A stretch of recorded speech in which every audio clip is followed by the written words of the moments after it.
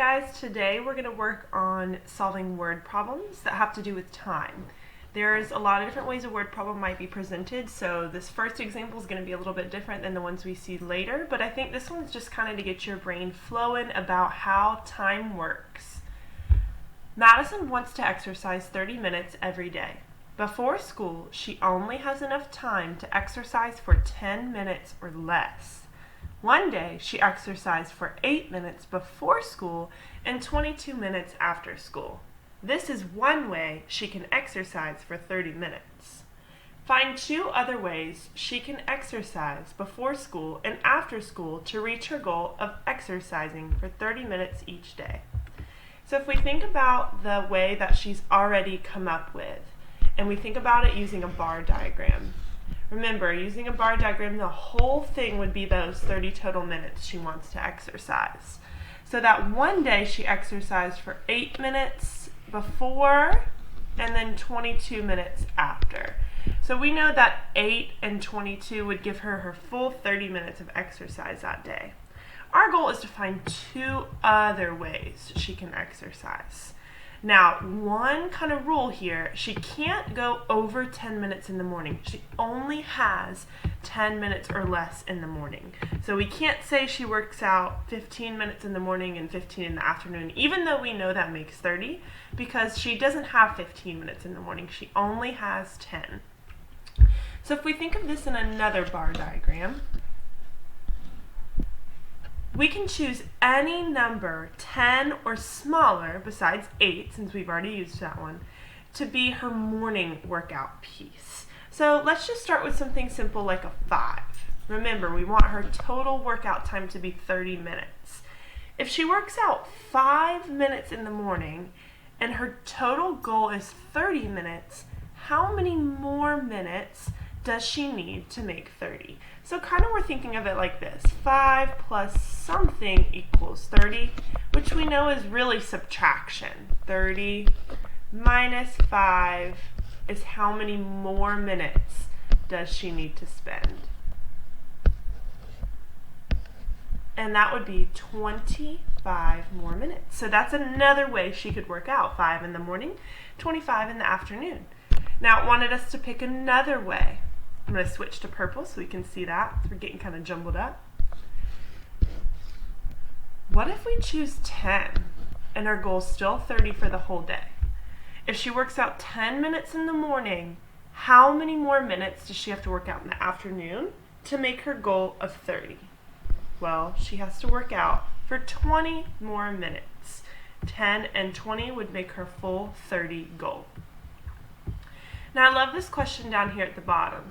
Do you think there are more than 2 ways to solve the problem above? Well, we know that any number 10 or smaller could be the amount she works out in the morning. So couldn't it also be 1 minute in the morning and some minutes in the afternoon? Couldn't it be 2 in the morning and some in the afternoon? It could be 3, 4, we already did 5, it could be 6, 7, or 9.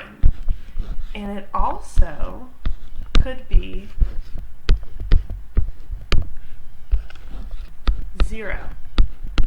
If she didn't work out at all in the morning, she would have to do all 30 minutes in the afternoon. So yeah, there are way more than 2 ways to solve it.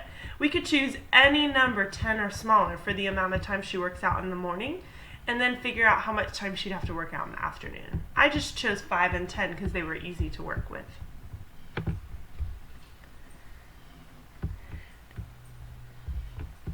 On this page, Joaquin made a list of the time he should spend on different activities. Joaquin has practiced playing the piano for 35 minutes so far. How much longer does he need to practice? Okay, so here's his list of activities. We're concerned with practicing playing the piano. That is a mouthful. His goal on his list is to practice the piano for 45 minutes each day. He's already done 35 minutes. So if we think of that on a bar diagram, his goal is 45 minutes. He's already done 35. We just need to know how much more does he need to practice. Well, I know that's basically like saying, hey, 35 plus something gives me 45 minutes, which is the same thing as saying 45 minus 35 will give you that missing number of 10 minutes. So he needs to practice 10 more minutes. And some of you probably are like, Miss Arnold, I did not need to do all that math. I knew that already. Just 35 and 10 more makes 45. And that's totally fine. I'm just showing you how to think of this on a bar diagram. You don't have to write all this out if your brain's fast. We're going to skip this problem at the bottom, but I do want to show one thing that they did here. We chose the bar diagram right here. We did this model where you do 35 minutes and then think about what piece is left over. Well, over here there is another way. You can use a number line to solve this. Excuse me. You can say start at 0 and jump all the way to 45 and then jump back 35 minutes. That's a little bit tricky because you're having to make a jump forward to 45 and then back 35 to find out how much time was needed to make 45 minutes, but it is another strategy to think of. And like I said, some of you don't need a strategy. Some of you can look at those numbers and do that math in your head, and that's totally fine too. These bar diagrams and number lines are just kind of help, another way to think about it. Okay? On number 1, Rody plans to ride his bicycle for 55 minutes. So far, he has ridden for 29 minutes. How many more minutes does he have to ride? We've talked a lot before about when you see that how many more, we know that's asking us to do some subtraction because it wants us to find a difference in something. So they show us this on a bar model, which is great. That's what we've used before. Rody plans to ride for 55 minutes. So there's his total. There's his goal. The whole thing is worth 55 minutes. He's already ridden 29 minutes. So we want to know, hey, how much more does he need to ride? So remember, that's like saying, hey, 29 plus something gives me 55 as my total. So what I can do is I can say, hey, 55 minus what I already have done, that will leave me with how much I have left to do. And once I do that subtraction, I find that I have 26 minutes left to make my 55-minute goal. Okay, I'm going to erase a little bit of this because we went a little bit over into our next problem. Our next problem, Miss Darren spends the reading period working with 2 different reading groups. She meets with the first group for 23 minutes and meets with the second group for 17 minutes. How long is the reading period? Now here's what makes this tricky on a number line. Their number line counts in intervals of 10. That means 10 at a time. But they're landing on 23. So they're kind of just showing about where 23 would be. We don't know for sure because there aren't little tick marks to help us see that. That can make this difficult. So I'll show it to you on the number line, and then right below it, I'm going to show it on a bar model too, just because I think that's such an easier way to see it. However, always know you have that choice of a number line if you need it.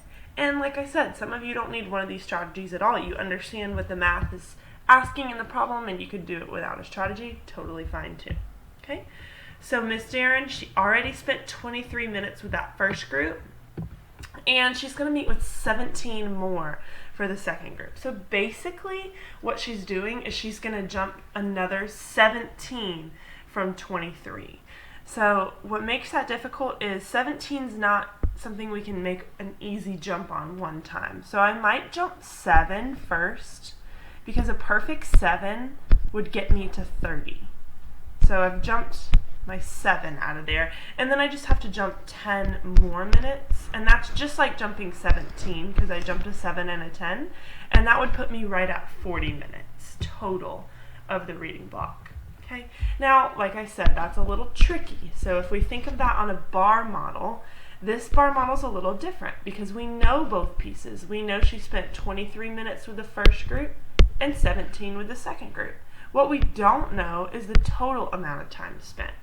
So this one's actually pretty easy. All we have to do to solve it is say, hey, 23 and 17 together gives us 40 total minutes spent in reading group.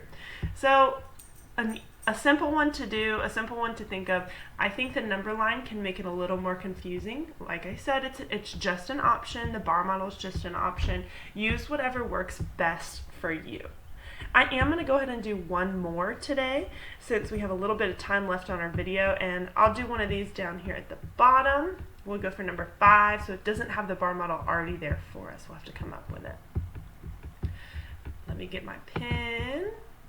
Let's do green. All right, Mr. Hart's class is putting on a play. The play is divided into 2 acts. Acts are like parts, so there could be a part 1 and a part 2. Each act lasts 27 minutes. How many minutes long is the play? Okay, if we do our bar model, what we don't know is how long is the play. So that would be our total length. We don't know how big our box is. What we do know is that there are 2 parts, 1 and 2, and they're both 27 minutes. So that means they are the same length, 27 and 27.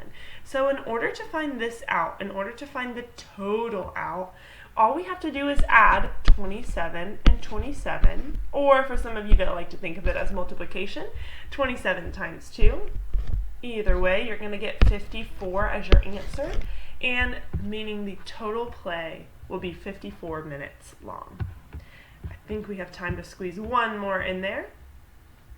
A chef wants to bake a dish for 30 minutes. So far, the dish has been baking for 12 minutes.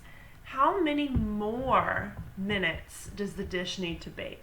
Remember, when we see this, it's telling us subtraction. We need to find a difference.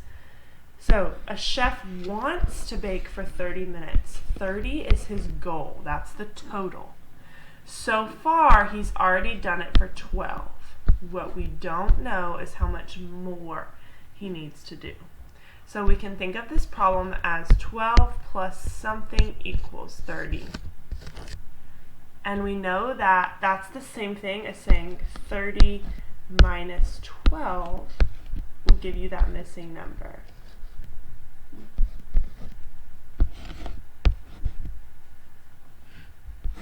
Whoa, Miss Arnold's math is off here. I ignored my 2.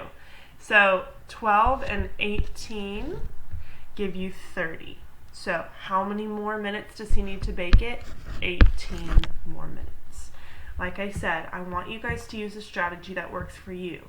Really, these are just regular word problems. They're just all talking about minutes, and so that's why they're kind of put into this chapter talking about time.